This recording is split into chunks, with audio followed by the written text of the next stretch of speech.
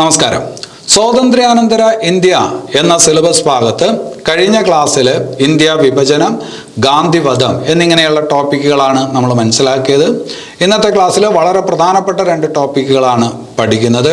ഒന്ന് നാട്ടുരാജ്യങ്ങളുടെ സംയോജനം, വേറൊന്ന് ഭാഷാ അടിസ്ഥാനത്തിലുള്ള സംസ്ഥാനങ്ങളുടെ രൂപീകരണം. ഈ രണ്ട് ടോപ്പിക്കുകളും പരീക്ഷയ്ക്ക് വളരെ പ്രധാനപ്പെട്ടതാണ്.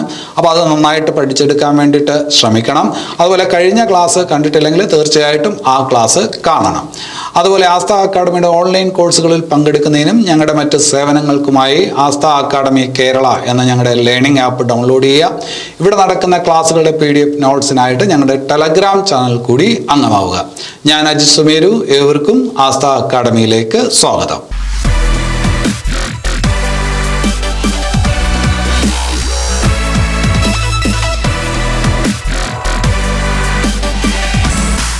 ഇന്ത്യ വിഭജനത്തെ തുടർന്നുണ്ടായ അഭയാർത്ഥി പ്രവാഹമാണ് സ്വാതന്ത്ര്യാനന്തര ഇന്ത്യ നേരിട്ട ഏറ്റവും പ്രധാനപ്പെട്ട ഏറ്റവും വലിയ വെല്ലുവിളിയെന്ന് കഴിഞ്ഞ ക്ലാസ്സിൽ നമ്മൾ പഠിച്ചു. അതുപോലെ സ്വാതന്ത്ര്യാനന്തര ഇന്ത്യ നേരിട്ട ഏറ്റവും പ്രധാനപ്പെട്ട ഒരു വെല്ലുവിളിയായിരുന്നു നാട്ടുരാജ്യങ്ങളുടെ സംയോജനവും. ബ്രിട്ടീഷുകാർ ഇവിടെ ഭരിക്കുന്ന സമയത്ത് ഇവിടുത്തെ ഒരു ഭരണരീതി ഏതാണ്ട് നമ്മൾ മുൻ ക്ലാസ്സുകളിൽ നിന്ന് മനസ്സിലാക്കിയതാണ്. ഇവിടെ ബ്രിട്ടീഷുകാർ നേരിട്ട് ഭരിക്കുന്ന പ്രദേശങ്ങളുണ്ടായിരുന്നു. അതിന് നമ്മൾ പറയുന്നത് ബ്രിട്ടീഷ് പ്രൊവിൻസ് അഥവാ ബ്രിട്ടീഷ് പ്രവിശ്യകൾ എന്നായിരുന്നു, അല്ലെ? മദ്രാസ്, ബോംബെ, കൽക്കട്ട, യുണൈറ്റഡ് പ്രൊവിൻസ് പോലുള്ള ബ്രിട്ടീഷ് പ്രവിശ്യകൾ ഉണ്ടായിരുന്നു. അവിടെ നേരിട്ട് ബ്രിട്ടീഷുകാർ ഭരിച്ചിരുന്നു.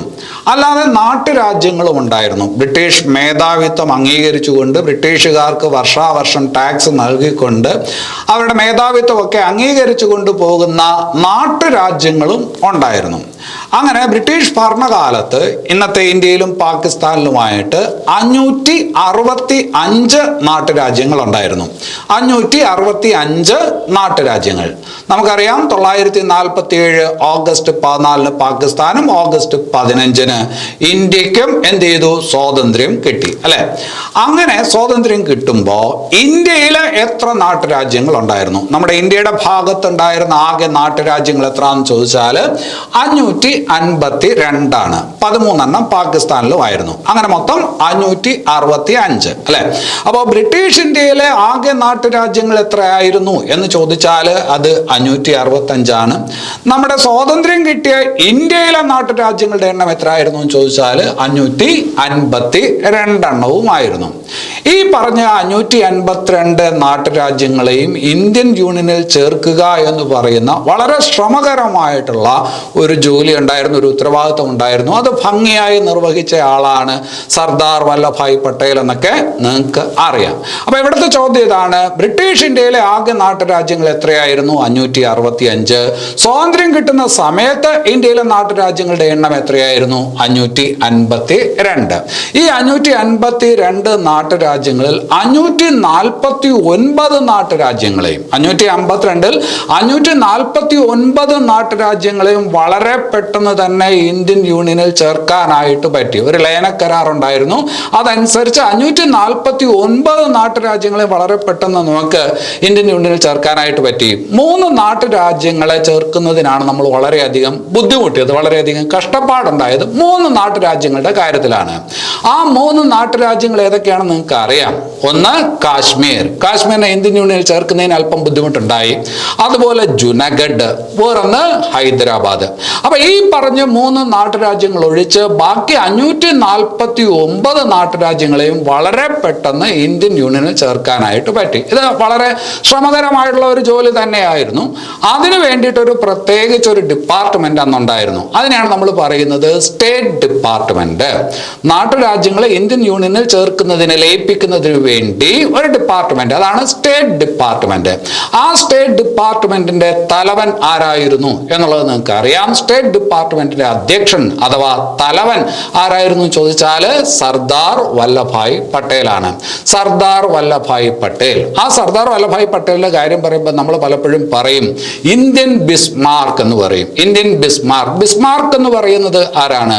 ബിസ്മാർക്ക് എന്ന് പറയുന്നത് ലോക ചരിത്രമൊക്കെ പഠിക്കുമ്പോൾ ജർമ്മനിയുടെ ഏകീകരണവുമായി ബന്ധപ്പെട്ടിരിക്കുന്ന ഒരു വ്യക്തിത്വമാണ് ബിസ്മാർക്ക്. അതുപോലെ ഇന്ത്യയുടെ കാര്യം പറയുമ്പോൾ ഇന്ത്യയുടെ ഏകീകരണത്തിന് കാര്യമായിട്ട് ശ്രമിച്ച ഒരാൾ എന്നുള്ള രീതിയിൽ ഇന്ത്യൻ ബിസ്മാർക്ക് അല്ലെങ്കിൽ ഇന്ത്യയുടെ ഉരുക്കു മനുഷ്യൻ എന്നാരെ വിളിക്കും? സർദാർ വല്ലഭായ് പട്ടേലിനെ വിളിക്കും, അല്ലെ? നമുക്കറിയാം, സ്വാതന്ത്ര്യം ഇന്ത്യക്ക് കിട്ടിക്കഴിയുമ്പോൾ ഇന്ത്യയുടെ ആദ്യത്തെ ഉപപ്രധാനമന്ത്രിയാണ്, ഇന്ത്യയുടെ ആദ്യത്തെ ആഭ്യന്തരമന്ത്രിയാണ് സർദാർ വല്ലഭായ് പട്ടേൽ എന്നൊക്കെ നമുക്ക് അറിയാവുന്ന കാര്യമാണ്. അപ്പോൾ ഇന്ത്യൻ ബിസ്മാർക്ക് എന്നറിയപ്പെടുന്ന സർദാർ വല്ലഭായ് പട്ടേലാണ് സ്റ്റേറ്റ് ഡിപ്പാർട്ട്മെന്റിന്റെ തലവനായിരുന്നത്, അധ്യക്ഷനായിരുന്നത് എന്ന് ഓർത്തു വെക്കുക. അതുപോലെ തന്നെ ആ ഭാഗത്ത് പരീക്ഷയ്ക്ക് ചോദിക്കാൻ കൊള്ളാവുന്ന ഒരു ചോദ്യമുണ്ട്, പിള്ളേരുടെ പുസ്തകത്തിൽ പറഞ്ഞിരിക്കുന്ന ഒരു കാര്യമാണ്.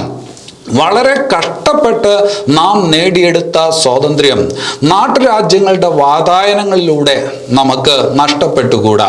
വളരെ കഷ്ടപ്പെട്ട് നമ്മൾ നേടിയെടുത്ത സ്വാതന്ത്ര്യം നാട്ടുരാജ്യങ്ങളുടെ വാതായനങ്ങളിലൂടെ നമുക്ക് നഷ്ടപ്പെട്ടുകൂടാ, അല്ലെ? നമ്മൾ വളരെ കഷ്ടപ്പെട്ടാണ് സ്വാതന്ത്ര്യം നേടിയെടുത്തത്. എന്നിട്ടിപ്പോൾ നാട്ടുരാജ്യങ്ങളൊക്കെ പ്രത്യേക രാജ്യമായിട്ടൊക്കെ നിൽക്കാനായിട്ട് തുടങ്ങിക്കഴിഞ്ഞാൽ പിന്നീട് അത് വലിയ ബുദ്ധിമുട്ടായിട്ട് മാറും. അപ്പൊ ആ സ്വാതന്ത്ര്യം അങ്ങനെ നഷ്ടപ്പെടുത്തിക്കൂടാ എന്ന് പറഞ്ഞതാരും ചോദിച്ചാൽ അത് സർദാർ വല്ലഭായ് പട്ടേലാണ്. സർദാർ വല്ലഭായ് പട്ടേലിന്റെ കാര്യം പറയുമ്പോൾ മുമ്പ് പരീക്ഷയ്ക്ക് ചോദിച്ച ഒരു ചോദ്യമുണ്ട്, വളരെ പ്രസിദ്ധമായിട്ടുള്ള ഒരു ഉദ്ധരണിയാണ്. എനിക്ക് ഒരു കൾച്ചറെ അറിയാവൂ, അത് അഗ്രികൾച്ചറാണ്. എനിക്കൊരു കൾച്ചറെ അറിയൂ, അത് അഗ്രികൾച്ചറാണ് എന്ന് പറഞ്ഞത് ആര് എന്ന് മുമ്പ് പരീക്ഷയ്ക്ക് ഒരിക്കൽ ചോദിച്ചിട്ടുണ്ട്. ആരാണ്? സർദാർ വല്ലഭായ് പട്ടേൽ. അദ്ദേഹമായിരുന്നു സ്റ്റേറ്റ് ഡിപ്പാർട്ട്മെന്റിന്റെ അധ്യക്ഷനായിരുന്നത്. ഇനി അത് കഴിഞ്ഞിട്ട് വളരെ പ്രധാനപ്പെട്ട മറ്റൊരു ചോദ്യമുണ്ട്. ഈ സ്റ്റേറ്റ് ഡിപ്പാർട്ട്മെന്റിന്റെ സെക്രട്ടറി ആയിരുന്നത് ആരാണ് എന്നുള്ളതാണ് കേരളത്തിലെ PSC പരീക്ഷയ്ക്ക് കൂടുതലും ചോദിക്കുന്നത്. സ്റ്റേറ്റ് ഡിപ്പാർട്ട്മെന്റ് സെക്രട്ടറി ആയിരുന്നത് ഒരു മലയാളിയാണ്. അദ്ദേഹത്തിന്റെ പേര് നിങ്ങൾക്കറിയാം, VP മേനോൻ. അപ്പോൾ നാട്ടുരാജ്യങ്ങളുടെ സംയോജനത്തിന് ആര് ശ്രമിക്കുന്നു? സർദാർ പട്ടേൽ ശ്രമിക്കുന്നു. അതിന് ഉറച്ച പിന്തുണ കൊടുത്ത് അദ്ദേഹത്തിന്റെ കൂടെ നിന്ന മലയാളി ആര്? സ്റ്റേറ്റ് ഡിപ്പാർട്ട്മെന്റ് സെക്രട്ടറി ആര് എന്ന് ചോദിച്ചാൽ VP മേനോനാണ്. അവിടെ പരീക്ഷയ്ക്ക് ചോദിക്കാൻ കൊള്ളാവുന്ന ചില ചോദ്യങ്ങളുണ്ട്. അദ്ദേഹത്തിന്റെ പുസ്തകങ്ങളാണ് integration of princely States. Integration of princely States എന്ന് പറയുന്ന പുസ്തകം രചിച്ചതാര് എന്ന് ചോദിച്ചാൽ VP മേനോനാണ്. ഓർത്തു വയ്ക്കണം, ഇന്റഗ്രേഷൻ ഓഫ് പ്രിൻസ്ലി സ്റ്റേറ്റ്സ് എന്ന പുസ്തകത്തിന്റെ രചയിതാവ് VP മേനോനാണ്.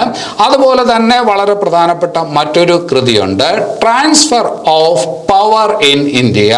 Transfer of power in India, integration of princely states. ഈ പേര് കേൾക്കുമ്പോൾ തന്നെ അറിയാം ഇതൊക്കെ നാട്ടുരാജ്യങ്ങളുടെ സംയോജനവുമായി ബന്ധപ്പെട്ടിരിക്കുന്ന പേരുകളാണ്, അല്ലെ?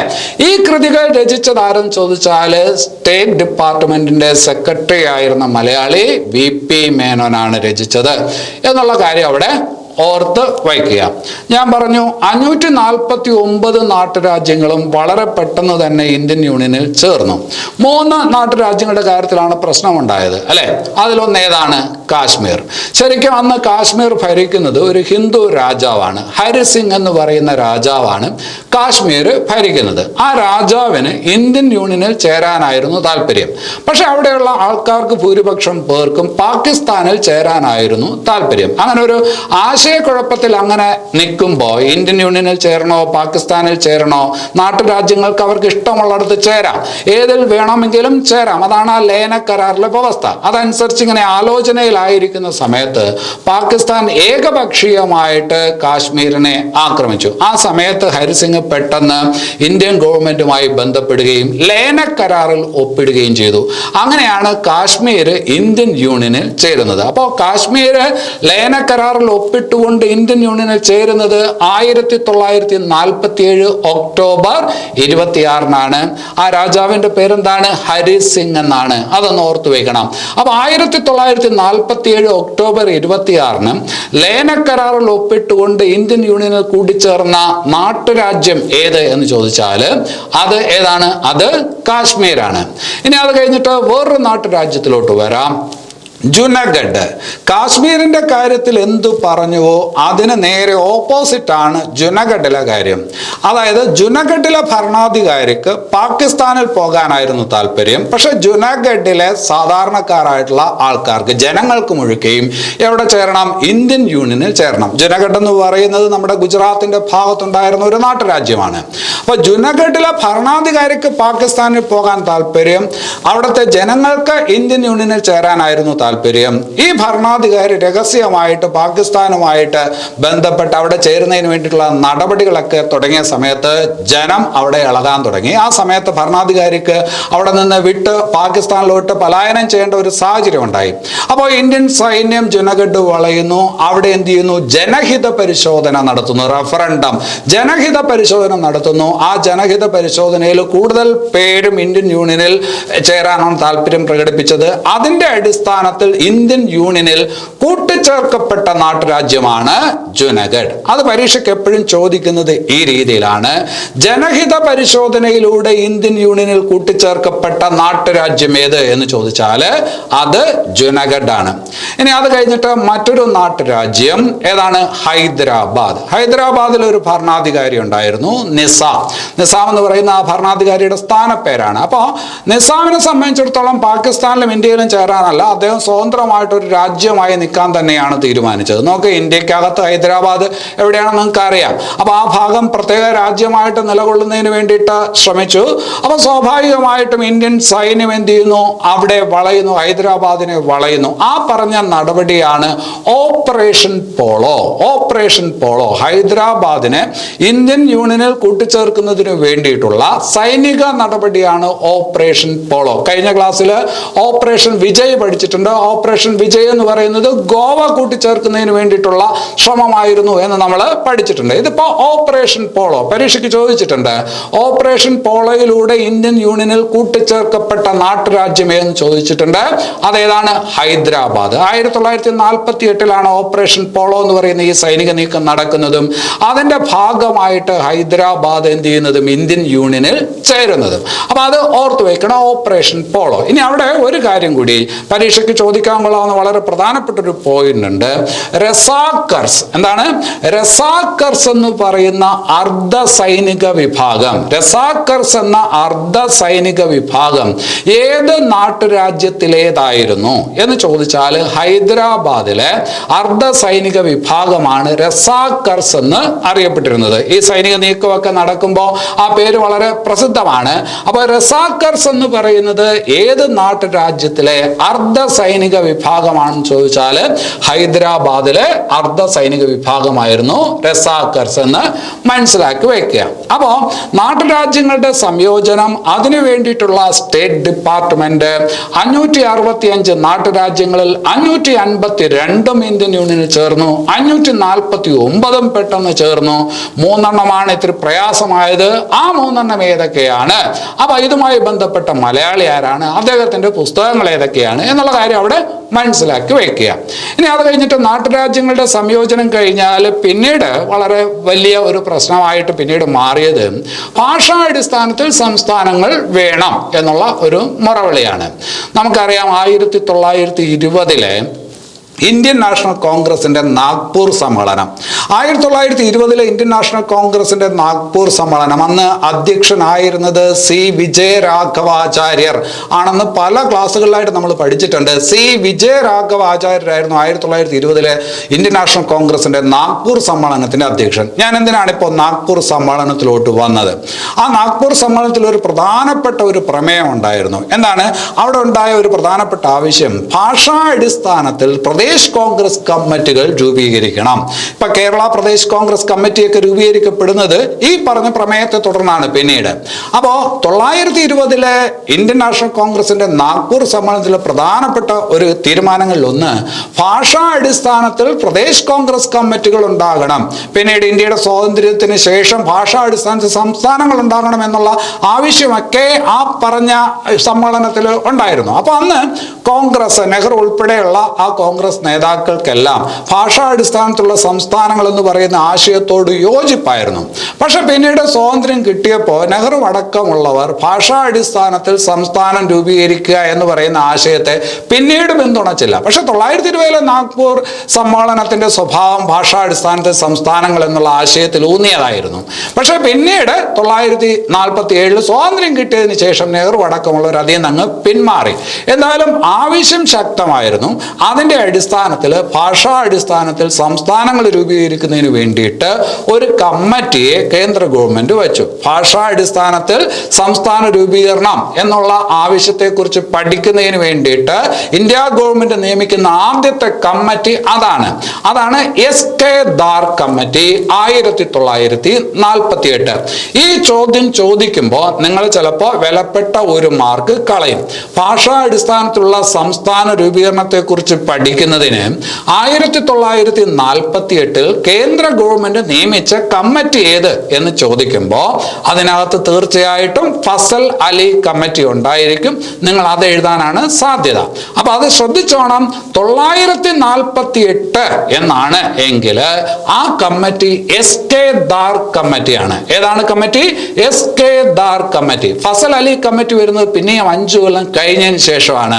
1953 ഫസൽ അലി കമ്മിറ്റി വരുന്നത്. എന്നാലും എസ്.കെ. ദാർ കമ്മിറ്റി ഭാഷാ അടിസ്ഥാനത്തിൽ സംസ്ഥാനങ്ങൾ രൂപീകരിക്കണം എന്നുള്ള ആവശ്യത്തെ പിന്തുണച്ചില്ല. അത് ആ ആവശ്യത്തെ നിരാകരിച്ചു. ഏത് കമ്മിറ്റി? 948 എസ്.കെ. ദാർ കമ്മിറ്റി. പക്ഷേ ആവശ്യം ശക്തമായിരുന്നു. പിന്നീട് വേറൊരു ശ്രമം ഉണ്ടായി. കോൺഗ്രസ് ഭാഷാ അടിസ്ഥാനത്തിലുള്ള സംസ്ഥാനങ്ങളുടെ രൂപീകരണത്തെ കുറിച്ച് പഠിക്കുന്നതിന് വേണ്ടിയിട്ട് ഒരു കമ്മിറ്റിയെ വെച്ചു. കോൺഗ്രസ്, ഗവൺമെന്റ് അല്ല, ഇന്ത്യൻ നാഷണൽ കോൺഗ്രസ് ഭാഷാ അടിസ്ഥാനത്തിൽ സംസ്ഥാന രൂപീകരണവുമായി ബന്ധപ്പെട്ട് ഒരു കമ്മിറ്റിയെ വെച്ചു. ആ കമ്മിറ്റിയാണ് JVP കമ്മിറ്റി എന്ന് അറിയപ്പെടുന്നത്. JVP അല്ലെ? അതിൽ ജെ എന്ന് പറഞ്ഞു കഴിഞ്ഞാൽ ജവഹർലാൽ നെഹ്റു, വി എന്ന് പറഞ്ഞാൽ സർദാർ വല്ലഭായ് പട്ടേൽ, വല്ലഭായ് പട്ടേലിന്റെ വി. ഇനി അത് കഴിഞ്ഞിട്ട് പി എന്ന് പറയുമ്പോൾ അത് പട്ടാഭി സീതാരാമയ്യ. അപ്പോൾ JVP കമ്മിറ്റി എന്തിനു വേണ്ടിയിട്ടായിരുന്നു എന്ന് ചോദിച്ചാൽ ഭാഷാ അടിസ്ഥാനത്തിലുള്ള സംസ്ഥാനങ്ങളുടെ രൂപീകരണത്തെ കുറിച്ച് പഠിക്കുന്നതിന് ഇന്ത്യൻ നാഷണൽ കോൺഗ്രസ് നിയമിച്ച കമ്മിറ്റിയാണ് JVP കമ്മിറ്റി. അതിൽ ആരൊക്കെ ഉണ്ടായിരുന്നു എന്ന് ചോദിച്ചാൽ ജെ നെഹ്റു ഉണ്ടായിരുന്നു, പിന്നെ അത് കഴിഞ്ഞ് വി വല്ലഭായ് പട്ടേൽ ഉണ്ടായിരുന്നു, പി പട്ടാഭി സീതാരാമയ്യ ഉണ്ടായിരുന്നു. എന്നാലും ഈ കമ്മിറ്റിയും ഭാഷാ അടിസ്ഥാനത്തിലുള്ള സംസ്ഥാന രൂപീകരണത്തിന് പോസിറ്റീവായിട്ട് പ്രതികരിച്ചില്ല. പക്ഷേ എന്താണ്, മുറവിളി ശക്തമായി കൊണ്ടിരുന്നു. ഇതിൻ്റെ ഇടയിൽ ഒരു സംഭവം നടക്കുകയും ചെയ്തു. 1953 തെലുങ്ക് ഭാഷ സംസാരിക്കുന്നവർക്ക് വേണ്ടിയിട്ട് പ്രത്യേകിച്ച് ഒരു സംസ്ഥാനം വേണം എന്നുള്ള ആ ആവശ്യം ആ ഭാഗത്ത് വളരെ ശക്തമായി തുടർന്നു. അവിടെ ഒരാള് പോറ്റി ശ്രീരാമലു എന്ന് പറയുന്ന ഒരാള്, പോറ്റി ശ്രീരാമലു അറിയപ്പെടുന്ന ഒരു ഗാന്ധിയൻ കൂടിയാണ്. പോറ്റി ശ്രീരാമലു തെലുങ്ക് ഭാഷ സംസാരിക്കുന്നവർക്ക് വേണ്ടി പ്രത്യേക സംസ്ഥാനം എന്നുള്ള ആവശ്യം ഉന്നയിച്ചുകൊണ്ട് നിരാഹാരം കിടക്കുകയൊക്കെ ചെയ്തു. വളരെ അധികം പേര് ശ്രദ്ധിച്ച ഒരു സംഭവമാണ്. ആ നിരാഹാര സമരത്തെ തുടർന്ന് അദ്ദേഹം മരണപ്പെടുകയും ചെയ്തു. അപ്പൊ ആകെ പ്രശ്നങ്ങൾ കൈവിട്ടു പോകുന്ന ഒരു സാഹചര്യം വന്നപ്പോൾ എന്ത് ചെയ്തു ഗവൺമെന്റ്? എന്ത് ചെയ്തു എന്ന് ചോദിച്ചാൽ പെട്ടെന്ന് ഭാഷാ അടിസ്ഥാനത്തിൽ എന്ത് ചെയ്തു? ഒരു സംസ്ഥാനം രൂപീകരിച്ചു. അങ്ങനെ ഉണ്ടായ ആദ്യത്തെ സംസ്ഥാനമാണ് ആന്ധ്ര. ഏതാണ്? ആന്ധ്ര. അപ്പൊ പരീക്ഷയ്ക്ക് ചോദിക്കുന്ന ഒരു ചോദ്യം ഇങ്ങനെയായിരിക്കും: ഭാഷാ അടിസ്ഥാനത്തിൽ ആദ്യം രൂപം കൊണ്ട സംസ്ഥാനം ഏതാണെന്ന് ചോദിച്ചാൽ അത് ആന്ധ്ര എന്നാണ്. ആന്ധ്രാപ്രദേശ് എന്ന് അപ്പോൾ പറയില്ല. അപ്പോൾ ആന്ധ്ര ഏത് കൊല്ലമാണ്? 1953. അപ്പൊ അതിന് കാരണക്കാരനായ വ്യക്തി ആരാണ്? ആരുടെ നിരാഹാരം മരണം? ആരുടെ? പോറ്റി ശ്രീരാമലു. ഏത് കൊല്ലം? 953. അപ്പൊ അങ്ങനെ തെലുങ്ക് ഭാഷ സംസാരിക്കുന്നവർക്ക് വേണ്ടി ആന്ധ്ര എന്നുള്ള സംസ്ഥാനം വന്നു. അപ്പൊ സ്വാഭാവികമായിട്ടും മറ്റുള്ള ഭാഗത്തുമൊക്കെ ഇതേ ആവശ്യം ഉയരുമല്ലോ. അതിന്റെ ഫലമായിട്ട് എന്ത് സംഭവിച്ചു എന്ന് ചോദിച്ചാൽ കേന്ദ്ര ഗവൺമെന്റ് ഭാഷാ അടിസ്ഥാനത്തിലുള്ള സംസ്ഥാന രൂപീകരണത്തെ കുറിച്ച് പഠിക്കുന്നതിന് മറ്റൊരു കമ്മിറ്റിയെ കൂടി നിയമിച്ചു. അത് 1953 ഈ സംഭവത്തിന്റെ പശ്ചാത്തലത്തിലാണ്. അതാണ് ഫസൽ അലി കമ്മിറ്റി. ഏതാണ്? ഫസൽ അലി കമ്മിറ്റി. അപ്പോ ഫസൽ അലി കമ്മിറ്റിയെ കേന്ദ്ര ഗവൺമെന്റ് നിയമിക്കുന്നത് 1953. ഫസൽ അലി കമ്മിറ്റി എന്ന് പറയുമ്പോൾ അതിനകത്ത് 3 അംഗങ്ങളാണ് ഉണ്ടായിരുന്നത്. ഒന്ന് അധ്യക്ഷൻ ഫസൽ അലി, വേറൊന്ന് HN ഖുസ്രു എന്ന് പറയുന്ന ആള്. ആരാണ്? HN ഖുസ്രു.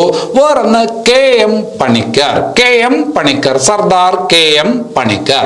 അപ്പോ ഭാഷാ അടിസ്ഥാനത്തിലുള്ള സംസ്ഥാന പുനഃസംഘടനയെ കുറിച്ച് പഠിക്കുന്നതിന് വേണ്ടിയിട്ട് 1953 കേന്ദ്ര ഗവൺമെന്റ് നിയോഗിച്ച ഫസൽ അലി കമ്മിറ്റിയിൽ എത്ര പേരുണ്ടായിരുന്നു? 3 പേര്.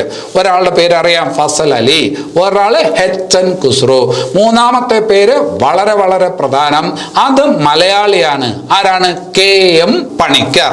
നേരത്തെ നമ്മൾ പറഞ്ഞു സ്റ്റേറ്റ് ഡിപ്പാർട്ട്മെന്റിൽ സെക്രട്ടറി ആയിരുന്ന മലയാളി. അതാണ് ആര്? VP മേനോൻ.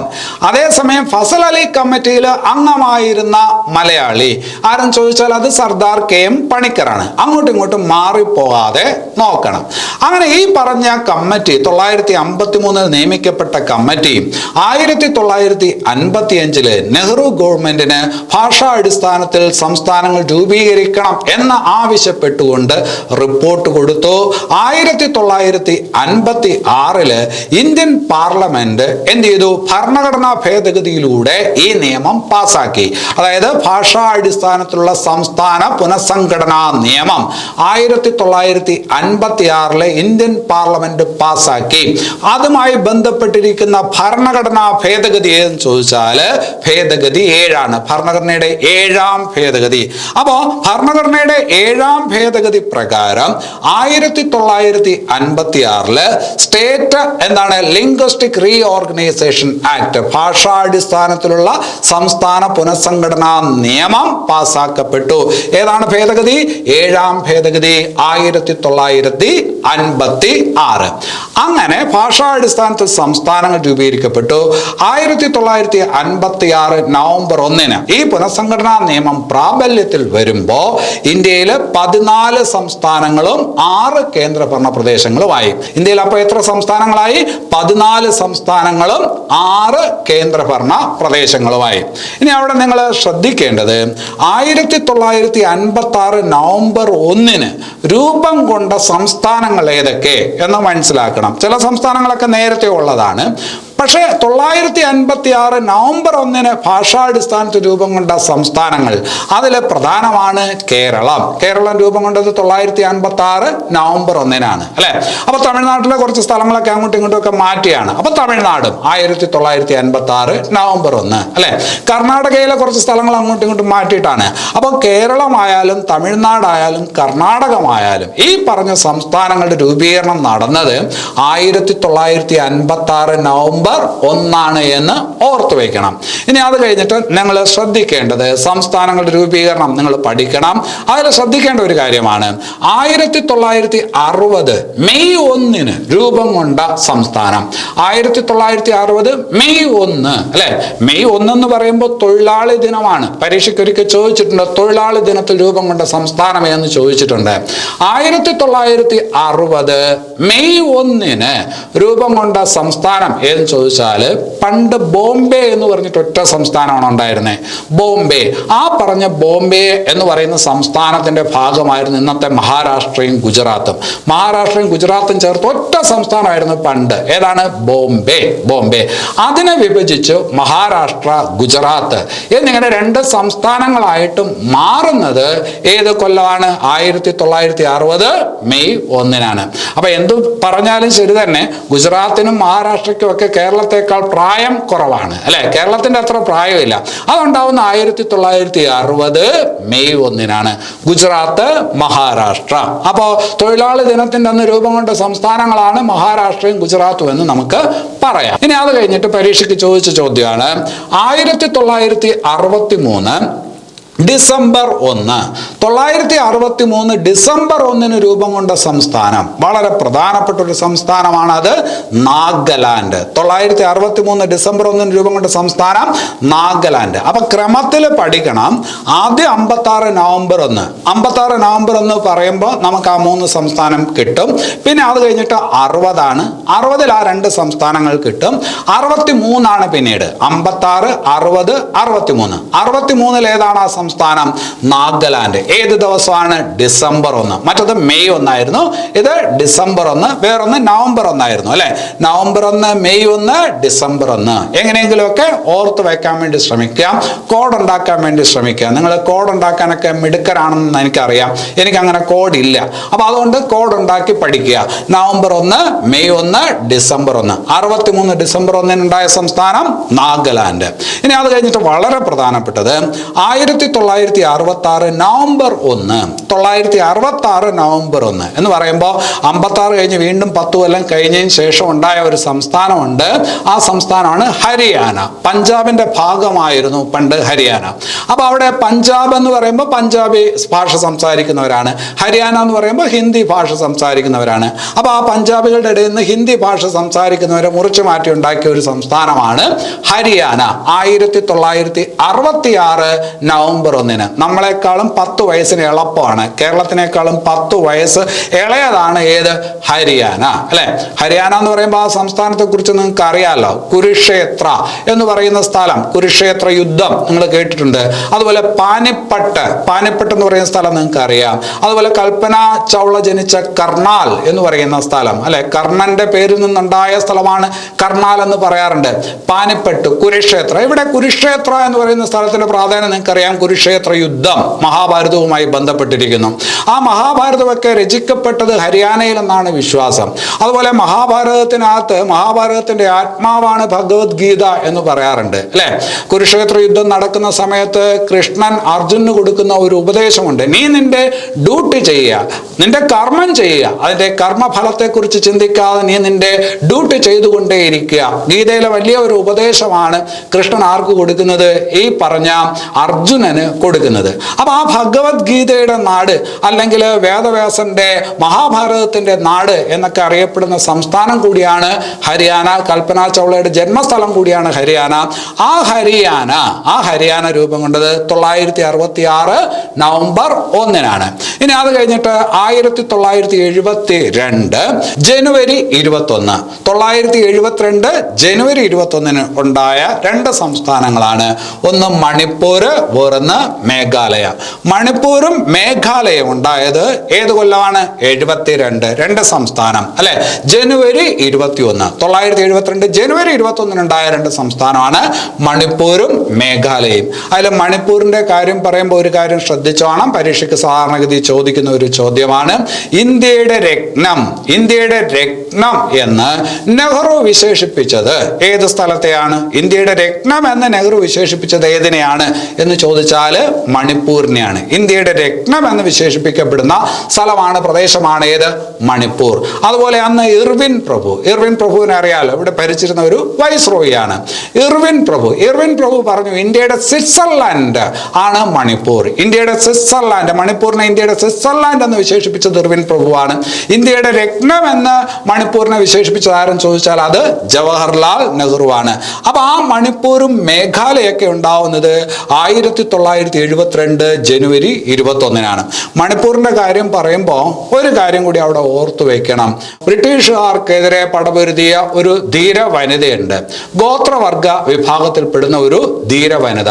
ആ ധീര വനിതയെ നെഹ്റു 1937 വിശേഷിപ്പിച്ച ഇങ്ങനെയാണ്: മലകളുടെ മകൾ, ഡോട്ടർ ഓഫ് ഹിൽസ്, മലകളുടെ മകൾ, മലകളുടെ റാണി എന്ന് നെഹ്റു 1937 ഒരു മണിപ്പൂരിലുള്ള ഒരു ഗോത്രവർഗ വനിതയെ വിശേഷിപ്പിച്ചിരുന്നു.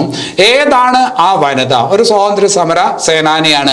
ഏതാണ് ആ വനിത എന്ന് പരീക്ഷയ്ക്ക് ഈ അടുത്ത കാലത്തൊക്കെ ഒരുപാട് തവണ ചോദിച്ചിട്ടുണ്ട്. ആ വനിതയുടെ പേരാണ്, ആ ഗോത്രവർഗ വനിതയാണ് ഗെയ്ഡിൻ ലിയു. ആരാണ്? ഗെയ്ഡിൻ ലിയു. അപ്പൊ നമ്മൾ റാണി ഗെയ്ഡിൻ ലിയു എന്ന് വിളിക്കും. ക്യൂൻ എന്ന് വിശേഷിപ്പിച്ചത്, അവരെ ക്യൂൻ, റാണി എന്ന് വിശേഷിപ്പിച്ചത് നെഹ്റുവാണ്. അപ്പോൾ റാണി ഗെയ്ഡിൻ ലിയു എന്ന് പറയുന്നത് എന്തുമായി ബന്ധപ്പെട്ടിരിക്കുന്നു? നെഹ്റുവിന്റെ ഒരു ഉദ്ധരണിയുമായി ബന്ധപ്പെട്ടിരിക്കുന്നു. മലകളുടെ മകൾ അല്ലെങ്കിൽ ഡോട്ടർ ഓഫ് ഹിൽസ് എന്ന് നെഹ്റു വിശേഷിപ്പിച്ചത് ആരെയാണ്? മലകളുടെ റാണി എന്ന് വിശേഷിപ്പിച്ചത് ആരെയാണ് എന്നൊക്കെ ചോദിച്ചാൽ ഈ പറഞ്ഞ മണിപ്പൂരുകാരിയായിട്ടുള്ള ഈ വനിതയാണ് റാണി ഗെയ്ഡിൻ ലിയു. അതുകൂടി അവിടെ ഓർത്തു വയ്ക്കുക. അപ്പോൾ 1972 ജനുവരി 21 മണിപ്പൂരും മേഘാലയയും ഫോം ചെയ്യുന്നത്. ഇനി അത് കഴിഞ്ഞിട്ട് ഒരുപാട് പരീക്ഷയ്ക്ക് ചോദിച്ച ഒരു ചോദ്യമാണ്, വളരെ റെലവൻ്റ് ആയിട്ടുള്ള ഒരു ക്വസ്റ്റ്യനുമാണ്. 1975 മെയ് മാസം 16 രൂപം കൊണ്ട ഇന്ത്യൻ സംസ്ഥാനം. 1975 മെയ് 16 രൂപം കൊണ്ട ഇന്ത്യൻ സംസ്ഥാനമാണ് സിക്കിം. ഏതാണ്? സിക്കിം. 1975 മെയ് 16 രൂപം കൊണ്ട ഇന്ത്യൻ സംസ്ഥാനമാണ് സിക്കിം, അല്ലെ? സിക്കിമിന്റെ കാര്യത്തിൽ ഒരുപാട് അഭിപ്രായ ഭിന്നതകൾ ഇന്ത്യയും ചൈനയും തമ്മിലുണ്ടായിരുന്നു. ചൈന എപ്പോഴും പറയുന്നത് സിക്കിം അവരുടെ പ്രദേശമാണ് എന്നായിരുന്നു ഒരു കാലത്ത്. അപ്പോൾ പെട്ടെന്ന് സിക്കിം ഇന്ത്യയുടെ അവിഭാജ്യ ഘടകമായി സംസ്ഥാനമാണ് എന്ന് ഉറപ്പിക്കുന്നതിന് വേണ്ടിയിട്ട് നമ്മൾ പെട്ടെന്ന് സിക്കിമിന് സംസ്ഥാന പദവി കൊടുത്തു 1975 മെയ് 16-ന്. 1975 മെയ് 16-ന് ഇന്ത്യയിൽ സംസ്ഥാന പദവി കിട്ടിയത് ആർക്കാണ്? അത് സിക്കിമിനാണ്. അതുമായി ബന്ധപ്പെട്ടിരിക്കുന്ന ഭരണഘടനാ ഭേദഗതിയും പരീക്ഷയ്ക്ക് ചോദിക്കും. സിക്കിം സംസ്ഥാന പദവി ലഭിച്ച ഭരണഘടനാ ഭേദഗതി എന്ന് ചോദിച്ചാൽ 36ാമത് ഭരണഘടനാ ഭേദഗതിയാണ്. 1975 36ാം ഭരണഘടനാ ഭേദഗതി പ്രകാരം ഇന്ത്യയിലെ സംസ്ഥാന പദവി ലഭിച്ചത് ആർക്ക് എന്ന് ചോദിച്ചാൽ അത് ആർക്കാണ്? അത് സിക്കിമിനാണ്. അപ്പൊ വർഷം ഓർക്കുക, ഈ ഭരണഘടനാ ഭേദഗതിയും ഓർക്കുക. ഇനി അത് കഴിഞ്ഞിട്ട് 1987 ഫെബ്രുവരി 20-ന് രൂപം കൊണ്ട ഇന്ത്യൻ സംസ്ഥാനം 987 ഫെബ്രുവരി 20 അല്ലെ? അങ്ങനെ രൂപം കൊണ്ട സംസ്ഥാനമാണ് അരുണാചൽ പ്രദേശ്. ഏതാണ്? അരുണാചൽ പ്രദേശ്. വേറൊരു സംസ്ഥാനം കൂടിയുണ്ട്, മിസോറാം. അരുണാചൽ പ്രദേശ്, മിസോറാം എന്നീ സംസ്ഥാനങ്ങൾക്ക് സംസ്ഥാന പദവി ലഭിക്കുന്നത് 1987-ലാണ്. 1987-ലാണെന്ന് ഓർക്കുക. ഏതൊക്കെയാണ് സംസ്ഥാനങ്ങൾ? അരുണാചൽ പ്രദേശ്, മിസോറാം. 1987. അപ്പൊ അത് അവിടെ ഓർത്തു വെക്കണം. ഇനി അത് കഴിഞ്ഞിട്ട് അരുണാചൽ പ്രദേശിന്റെ കാര്യം പറയുമ്പോൾ പണ്ട് NEFA എല്ലാം ക്യാപിറ്റൽ ലെറ്റർ ആണ്. NEFA NEFA north east frontier agencies എന്നറിയപ്പെട്ടിരുന്ന പ്രദേശം ഏതെന്ന് ചോദിച്ചാലും അത് ഏതാണ്? അത് ഈ പറഞ്ഞ ഏതാണ്? അരുണാചൽ പ്രദേശാണ്. അപ്പൊ NEFA എന്നറിയപ്പെട്ടിരുന്ന പ്രദേശം ഏതെന്ന് ചോദിച്ചാൽ അത് അരുണാചൽ പ്രദേശാണ്. പണ്ട് NEFA എന്നറിയപ്പെട്ടിരുന്ന സംസ്ഥാനം ഏതെന്ന് ചോദിച്ചാൽ അത് അരുണാചൽ പ്രദേശാണ്. സംസ്ഥാനം എന്നല്ല, ആ പ്രദേശം ഏതായിരുന്നു? അരുണാചൽ പ്രദേശാണ്. 972 മുതലാണ് അത് ശരിക്കും അരുണാചൽ പ്രദേശം എന്നറിയപ്പെടാൻ തുടങ്ങിയത്. 1987 ഫെബ്രുവരി 20-നാണ് അരുണാചൽ പ്രദേശിന് സംസ്ഥാന പദവി ലഭിക്കുന്നത്. കൂടെ വേറൊരു സംസ്ഥാനത്തിനും കൂടെ കിട്ടി. ഏതാണ്? മിസോറാം. ഏതാണ്? മിസോറാം. ശരി, ഇനി അത് കഴിഞ്ഞിട്ട് വളരെ പ്രധാനപ്പെട്ട മറ്റൊരു ഭാഗത്തോട്ട് ഗോവ. നമുക്കറിയാം 961 ഗോവ എന്ത് ചെയ്തു? മോചിപ്പിക്കപ്പെട്ടു. അല്ലെങ്കിൽ പോർട്ടുഗീസുകാർ ഗോവ വിട്ടുപോയി അല്ലെ? ഓപ്പറേഷൻ വിജയ് ഡിസംബർ 19 നമ്മൾ പഠിച്ചിട്ടുണ്ട്. ഗോവ വിമോചന ദിനമാണെന്ന് പഠിച്ചിട്ടുണ്ട്. ആ പറഞ്ഞ ഗോവയ്ക്ക് സംസ്ഥാന പദവി ലഭിക്കുന്നത് എപ്പോഴാണ് എന്ന് ചോദിച്ചാൽ 1987 മെയ് 30-നാണ്. 1987 ഫെബ്രുവരിയിലാണ് അരുണാചൽ പ്രദേശും മിസോറാമും. 1987 മെയ് 30-ന് സംസ്ഥാന പദവി ആർക്ക് കിട്ടുന്നു? ഗോവയ്ക്ക് കിട്ടുന്നു. മറന്നു പോകരുത്, തെറ്റിപ്പോകരുത്. ഡിസംബർ 19 അല്ല, മെയ് 30. 987 മെയ് 30. അപ്പൊ അത് ഓർത്തു വെക്കുക. പിന്നെ അത് കഴിഞ്ഞിട്ട് 2000 നവംബർ മാസത്തിൽ 3 പുതിയ സംസ്ഥാനങ്ങൾ രൂപം കൊണ്ടു. അത് ഏതൊക്കെയാണെന്ന് കൂട്ടുകാർക്ക് അറിയാം. 2000 നവംബറിൽ രൂപം കൊണ്ട സംസ്ഥാനമാണ് ഛത്തീസ്ഗഡ് അല്ലെ? ഛത്തീസ്ഗഡ് എന്ന് പറയുമ്പോൾ മധ്യപ്രദേശ് മുറിച്ചു മാറ്റി ഉണ്ടാക്കിയ സംസ്ഥാനമാണ് ഛത്തീസ്ഗഡ്. അത് 2000 നവംബർ 1-ന്. പിന്നെ അത് കഴിഞ്ഞിട്ട് ഉത്തരാഞ്ചൽ അല്ലെങ്കിൽ ഉത്തരാഖണ്ഡ്. ആ ഉത്തരാഖണ്ഡ് എന്ന് പറയുന്നത് നമുക്കറിയാം ഉത്തർപ്രദേശ് മുറിച്ചു മാറ്റി ഉണ്ടാക്കിയ സംസ്ഥാനമാണ് ഉത്തരാഖണ്ഡ്. ഉത്തരാഖണ്ഡ് വരുന്നത് 2000 നവംബർ 9-നാണ്. ഇനി അത് കഴിഞ്ഞിട്ട് ബീഹാർ മുറിച്ചു മാറ്റി ഒരു സംസ്ഥാനം ഉണ്ടാക്കി, ജാർഖണ്ഡ്. അത് 2000 നവംബർ 15-നാണ്. അപ്പൊ 2000 നവംബർ 1-ന് ഛത്തീസ്ഗഡ്, 9-ന് ഉത്തരാഞ്ചൽ, 2000 നവംബർ 15-ന് ഏതാണ്? ജാർഖണ്ഡാണ്. ഏതാണ്? ജാർഖണ്ഡാണ്. ഇനി അത് കഴിഞ്ഞിട്ട് വേറൊരു പ്രധാനപ്പെട്ട സംസ്ഥാനം, വളരെ പ്രധാനപ്പെട്ട കാര്യമാണ്, പരീക്ഷയ്ക്ക് ചോദിക്കാൻ സാധ്യത വളരെ കൂടുതലാണ്. ഇന്ത്യയിൽ ഏറ്റവും ഒടുവിലായിട്ട് സംസ്ഥാന പദവി ലഭിച്ചത് ഏത് സംസ്ഥാനത്തിനാണ്? നമുക്കറിയാം, തെലങ്കാന. ഇന്ത്യയിൽ ഏറ്റവും ഒടുവിലായിട്ട് സംസ്ഥാന പദവി ലഭിച്ചത് ആർക്കാണ്? തെലങ്കാനയ്ക്കാണ് അല്ലെ? തെലങ്കാനയ്ക്ക് സംസ്ഥാന പദവി ലഭിച്ചത് എന്നാണ്? 2014 ജൂൺ 2-നാണ്. 2014 ജൂൺ 2-ന് ഇന്ത്യൻ സംസ്ഥാനമായിട്ട് മാറി. ഏത്? തെലങ്കാന. അപ്പൊ ഇവിടെ ഈ ഡേറ്റ് ആണ് പ്രധാനം. 2014 ജൂൺ 2. ഇനി അത് കഴിഞ്ഞിട്ട് 2019 ഒക്ടോബർ 31 മുപ്പത്തൊന്ന്. ആ ദിവസത്തിന്റെ പ്രാധാന്യം നമുക്ക് അറിയാലോ. കാശ്മീരിന്റെ പ്രത്യേക പദവി 370-ാം വകുപ്പ് റദ്ദ് ചെയ്തുകൊണ്ട് കാശ്മീരിനെ 2 കേന്ദ്രഭരണ പ്രദേശങ്ങളായിട്ട് മാറ്റി. ഏതൊക്കെയാണ് 2 കേന്ദ്രഭരണ പ്രദേശം? ഒന്ന് ജമ്മു കാശ്മീർ, വേറൊന്ന് ലഡാക്ക് എന്നിങ്ങനെ 2 കേന്ദ്രഭരണ പ്രദേശമാക്കി മാറ്റി. ഏത് കൊല്ലമാണ്? 2019 ഒക്ടോബർ മാസം 31-ാം തീയതി. 2019 ഒക്ടോബർ മാസം 31-ാം തീയതി അല്ലെ. അപ്പോൾ ലഡാക്ക് എന്ന്, കാശ്മീർ എന്ന്, ജമ്മു കാശ്മീർ എന്ന് 2 കേന്ദ്രഭരണ പ്രദേശങ്ങൾ ഉണ്ടാകുന്നത് 2019 ഒക്ടോബർ 31-നാണ്. അപ്പൊ ആ ഒരു കണക്ക് വെച്ചിട്ട് നമുക്ക് ഇങ്ങനെ പറയാം, ഇന്ന് ഇന്ത്യയിലെ സംസ്ഥാനങ്ങൾ 28 സംസ്ഥാനങ്ങളും 8 കേന്ദ്രഭരണ പ്രദേശങ്ങളും ഉണ്ട് അല്ലെ. വേറെയും ചില കാര്യങ്ങൾ പിന്നീട് സംഭവിച്ചിട്ടുണ്ട്. എന്തായാലും 28 സംസ്ഥാനങ്ങളും 8 കേന്ദ്രഭരണ പ്രദേശങ്ങളാണ് ഇന്ന് നിലവിലുള്ളത്. 2019 ഒക്ടോബർ 31-നാണ് ലഡാക്കും അതുപോലെ ജമ്മു കാശ്മീരും എന്തായിട്ട് മാറുന്നത്? കേന്ദ്രഭരണ പ്രദേശമായിട്ട് മാറുന്നത്. ഈ ഒക്ടോബർ 31 എന്ന് പറയുന്നത് വളരെ പ്രധാനപ്പെട്ട ഒരു ദിവസം കൂടിയാണ്. രാഷ്ട്രീയ ഏകതാ ദിവസ്. രാഷ്ട്രീയ ഏകതാ ദിവസ് ആയിട്ട് ഇന്ത്യയിൽ ആചരിക്കുന്ന ദിവസം ഒക്ടോബർ 31-നാണ്. രാഷ്ട്രീയ ഏകതാ ദിവസമായിട്ട് ആചരിക്കുന്നത് വളരെ പ്രസിദ്ധനായിട്ടുള്ള ഒരാളുടെ ജന്മദിനമാണ്. ആരുടെ ജന്മദിനം? സർദാർ വല്ലഭായ് പട്ടേൽ, ഇന്ത്യൻ ബിസ്മാർക്ക്, ഇന്ത്യയുടെ ഒരുക്കു മനുഷ്യൻ സർദാർ വല്ലഭായ് പട്ടേലിന്റെ ജന്മദിനമാണ് ഒക്ടോബർ 31. അതാണ് രാഷ്ട്രീയ ഏകതാ ദിവസമായിട്ട് ആചരിക്കുന്ന ദിവസം. 1950 ഡിസംബർ 15-നാണ് ആര് മരിക്കുന്നത്? സർദാർ വല്ലഭായ് പട്ടേൽ മരിക്കുന്നത്. 950 ഡിസംബർ 15 ഓർത്തു വെക്കണം. 950 ഡിസംബർ 15-ന് സർദാർ വല്ലഭായ് പട്ടേൽ എന്ത് ചെയ്യുന്നു? മരിക്കുന്നു. അപ്പോൾ രാഷ്ട്രീയ ഏകതാ ദിവസമായിട്ട് ആചരിക്കുന്നത് സർദാർ പട്ടേലിന്റെ ജന്മദിനമാണ് ഒക്ടോബർ 31-നാണ്. അപ്പൊ ഇത്രയും കാര്യങ്ങളാണ് ഇന്നത്തെ ദിവസം നമ്മൾ പഠിക്കാനായിട്ട് ഉദ്ദേശിച്ചത്. ബാക്കി കാര്യങ്ങൾ നമുക്ക് വരുന്ന ക്ലാസ്സുകളിൽ പഠിക്കാം. അപ്പൊ ഈ ക്ലാസ് ഇവിടെ അവസാനിക്കുന്നു. എല്ലാവർക്കും നല്ലത് വരട്ടെ. നന്ദി.